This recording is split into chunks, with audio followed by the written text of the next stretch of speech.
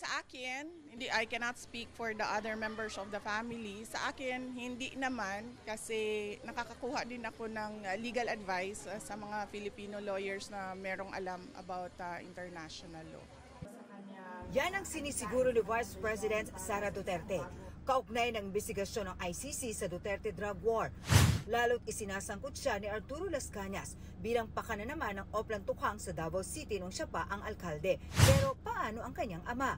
Sigurado naman ako meron siguro siyang mga kausap na mga abogado dahil abogado din naman si Pangulong Duterte. So naiintindihan niya yung mga legal implications at mga procedure sa ICC.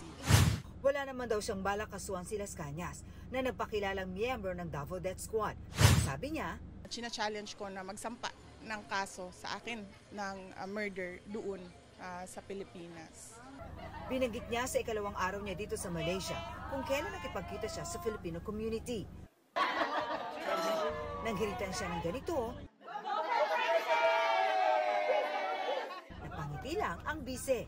Masyado kasing malayo ang 2028 para masabi natin kung anong mangyayari sa 2028 dahil araw-araw nagbabago yung buhay natin. Ang Minister of Education ng Malaysia ang sumalubong kay Vice President at Education Secretary Sara Duterte sa kanyang pagbisita sa Tropical Medicine Center sa Malaysia. Sa kanilang maiksing pulong, pinasalamatan ng Vice ang Minister of Education sa suporta nito sa kanya bilang Pangulo ng Southeast Asian Minister of Education Organization. Nag-ikot din siya sa classroom at laboratory. Tinikman din ng pangalawang Pangulo ang luto ng culinary students sa isang vocational school na pinatatakbo ng Ministry of Education. Pinuri din niya ang mga gawang damit ng mga estudyante. Nakiisa sa tree planting at bumisita sa isang nursery classroom.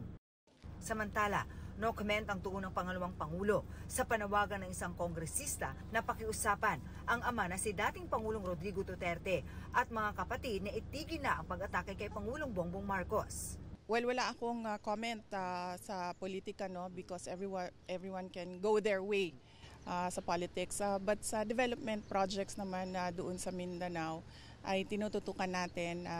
Kamakailan lang nandun si Pangulong Marcos sa Davao City.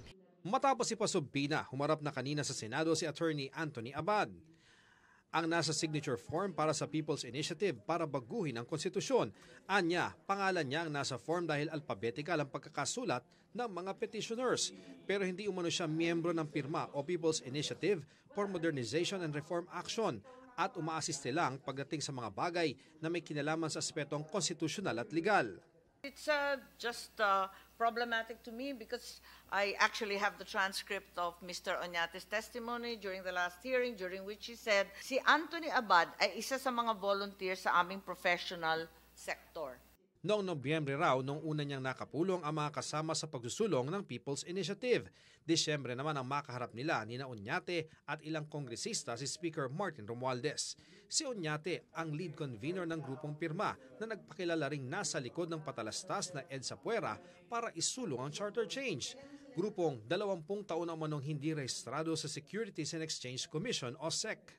In fact, PIRMA no longer exists as of February 10, 2004. Is that correct? Yes, Madam Chair. Their certificate of registration has been revoked since February 10, 2004. Since the time of their incorporation, they have not submitted any reportorial requirements with the SEC. Ayon pa sa SEC, hindi kasama sa grupong pirma sina Oñate at Abad nang isumite ang incorporation nito. Git naman ang abogado ni Oñate, inaayos pa ang corporate registration ng pirma sa SEC pero nagsumite sila ng dokumento online. February, just this February, Madam Chair. So pagkatapos lang ng hearing, Yes, Madam Chair.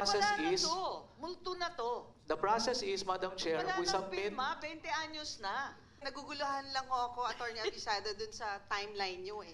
Nag-initiate kayo ng People's Initiative, pero hindi pa pala ayos yung documentation ng pirma nyo.